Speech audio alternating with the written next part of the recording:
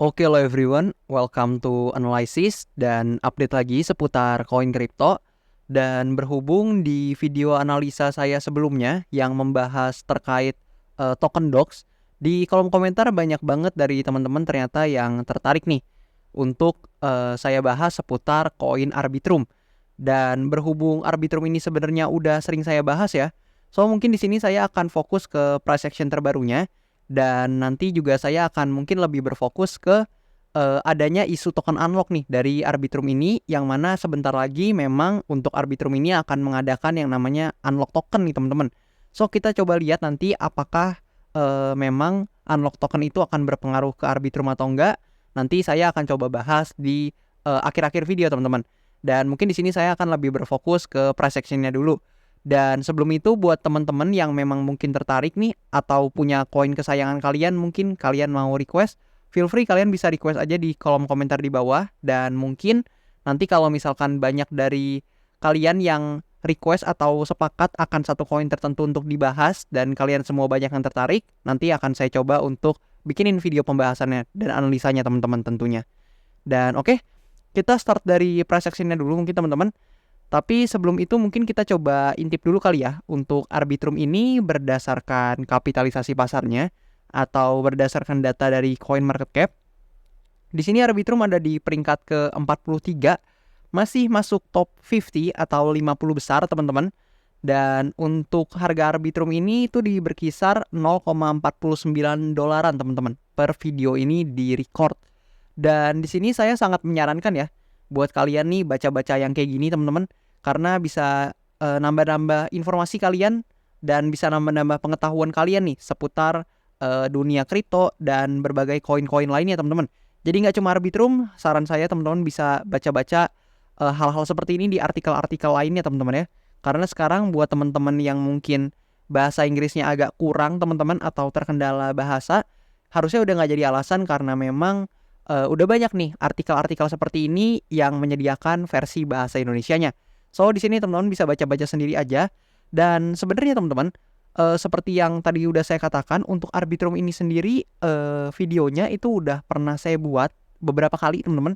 Jadi mungkin buat teman-teman yang mau coba lihat outlook sepenuhnya pas awal-awal itu Arbitrum teman-teman, jadi pas price actionnya mungkin masih di sini atau masih di atas nih teman-teman, kalian itu bisa coba cek di beberapa video saya sebelumnya teman-teman. Dan oke, di sini kita coba aja teman-teman untuk langsung bahas price action terbarunya ya, biar videonya nggak terlalu lama. Nah, so far teman-teman, Arbitrum memang sedang dalam fase koreksi ya teman-teman, dimana kalian pasti tahu kan Arbitrum ini adalah salah satu koin yang tergolong dalam sektor layer 2 teman-teman.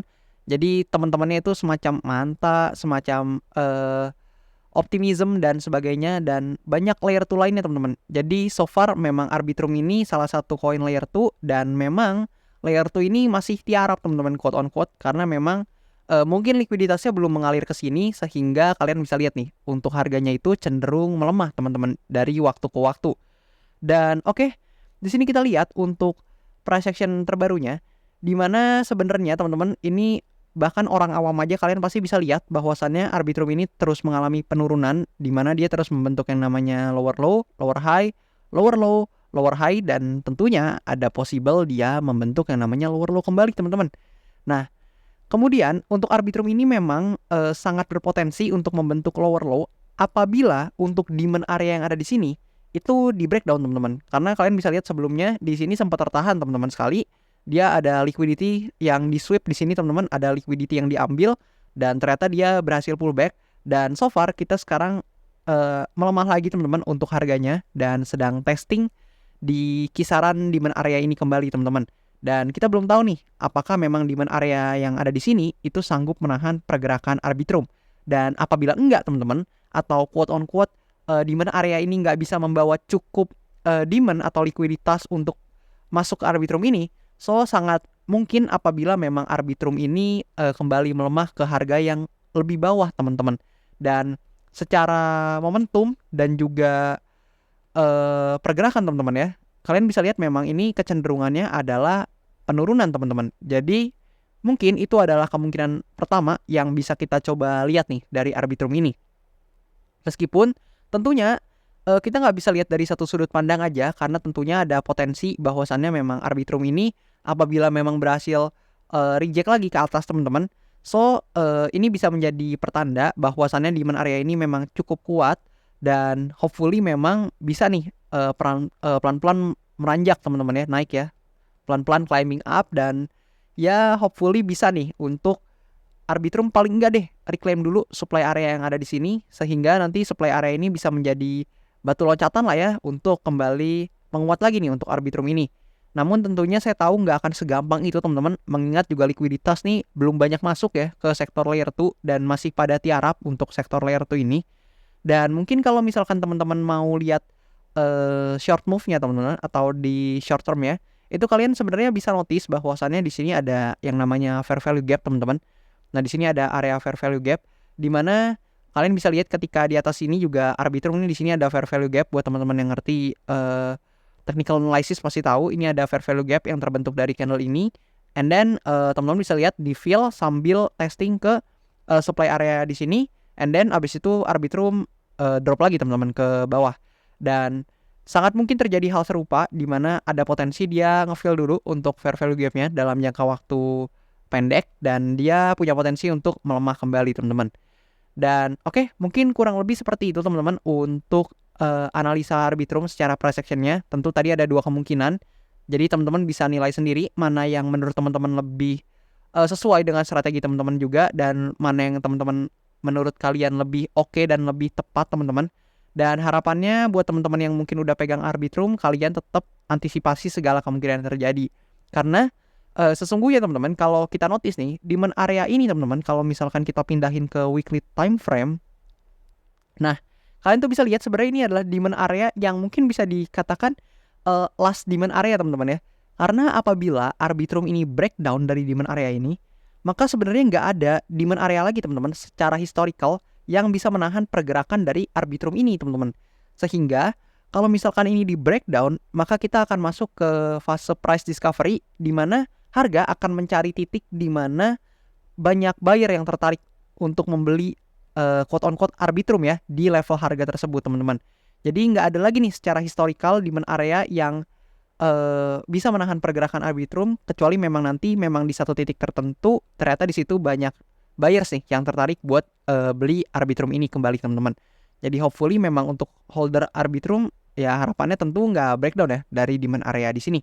Tapi apapun yang terjadi, teman-teman harapannya dijaga untuk resiko dan money managementnya. Jadi teman-teman jaga juga nih untuk resikonya, money managementnya teman-teman rapihin. Jadi apabila memang kemungkinan terburuk yang terjadi pun itu nggak impactful banget teman-teman, atau itu nggak berdampak signifikan ke portofolio kalian. Dan mungkin di sini kita akan mulai bahas ya untuk data-data terkait Arbitrum ini, di mana sebenarnya saya sendiri tuh lumayan suka teman-teman sama Arbitrum, karena kalian bisa lihat sendiri untuk TVL-nya untuk sektor layer 2 ini tergolong salah satu yang paling besar teman-teman. Kalian bisa lihat, kalian bisa bandingin sama beberapa layer 2 lain mungkin seperti Manta, Base, Blast dan sebagainya teman-teman. Kalian bisa bandingin Arbitrum tuh salah satu yang paling tinggi teman-teman ya untuk TVL-nya, dan revenue-nya juga ini cukup oke teman-teman sebenarnya di $9.285 per 24 jam ya teman-teman ya, atau per harinya ini bisa menghasilkan segini teman-teman. Dan data-data lainnya kalian ini bisa lihat-lihat di file lama juga di sini teman-teman. Ini gratis, kalian bisa akses dengan mudah harusnya. Dan juga dari segi backersnya atau venture capital yang berinvestasi di Arbitrum ini, itu ada beberapa teman-teman, mulai dari Pantera Capital, Alameda Research teman-teman, Polychain Capital dan sebagainya teman-teman ya. So Arbitrum ini tentunya memang punya utilitas, karena kalau misalkan nggak punya utilitas sama sekali dan juga nggak menarik, tentu TVL-nya nggak akan sebesar ini teman-teman, yang artinya memang protokolnya bekerja dan juga ada likuiditas di dalam ekosistemnya teman-teman dengan TVL yang sebesar ini. Dan ya yang mungkin jadi pembahasan menarik ya, yang banyak teman-teman tanya juga, Arbitrum ini mau unlock token teman-teman. Nah jadi per video ini di record teman-teman, di sini unlock tokennya ada di 11 hari lagi, lebih tepatnya 11 hari 2 jam lagi teman-teman, yaitu di tanggal 16 September mendatang. Dan so far yang akan di-unlock itu sekitar 2,65% dari circulating supply-nya atau sekian token teman-teman ya. Kalian bisa baca sendiri. Dan menurut saya gimana? Nah, Mungkin sebelum itu kita coba ngintip dulu dari cryptorank.io teman-teman. Nah, ini jadwalnya ya, sama persis teman-teman. Jadi ada di 16 September 2024 dan unlocknya ini tuh kalau misalkan kita coba lihat datanya, wait. Nah, di sini kita bisa lihat datanya. Unlocknya itu untuk tim advisors dan juga untuk investor, teman-teman. Nah, jadi teman-teman, kalau menurut pendapat saya sendiri, untuk unlocknya tentu akan sedikit banyak teman-teman memengaruhi untuk price action.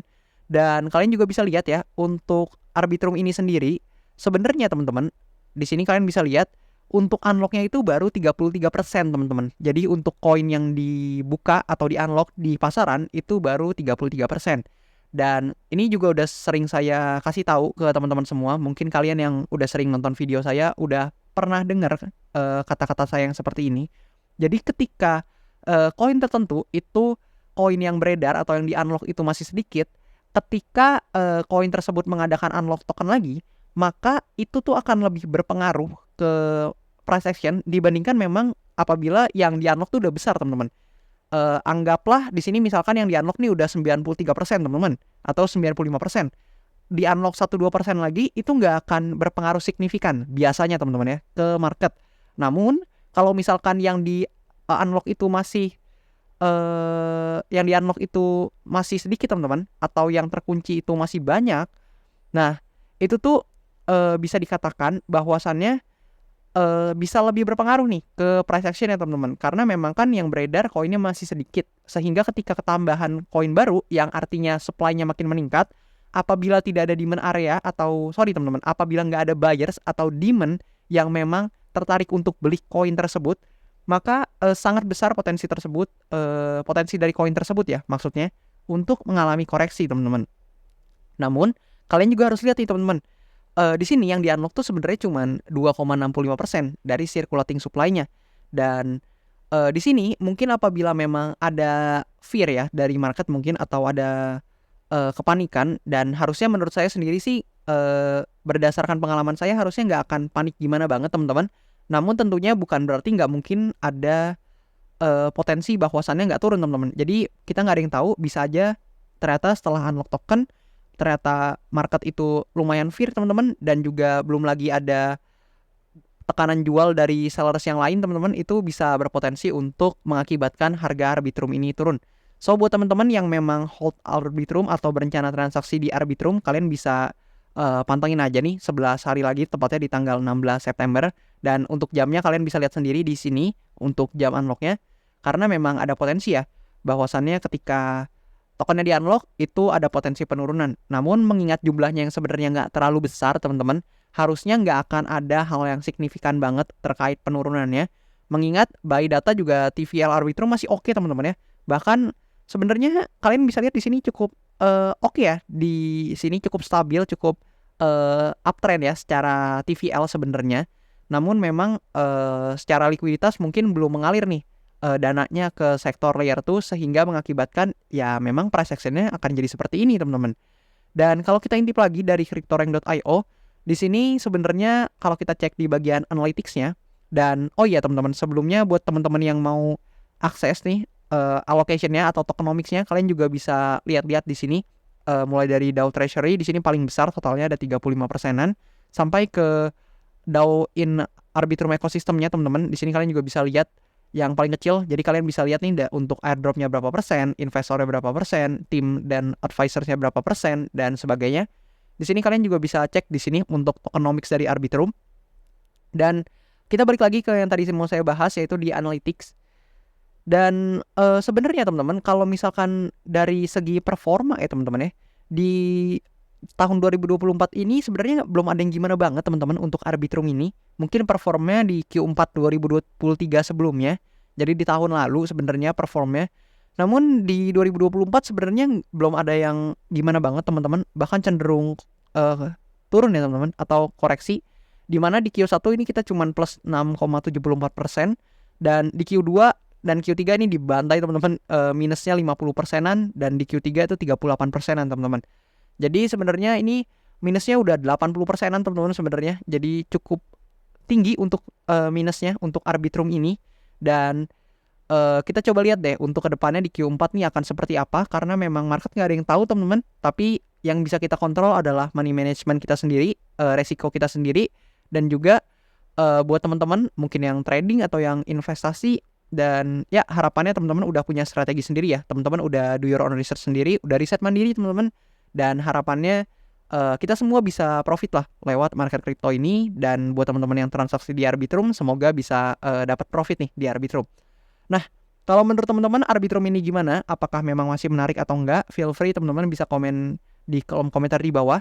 Dan nanti saya coba cek juga buat requestan teman-teman. Kalau misalkan banyak yang request di satu koin tertentu, nanti saya coba untuk buatin video analisanya. Dan thank you banget buat teman-teman semua yang udah nonton video ini sampai habis. And I'll see you teman-teman in the next video.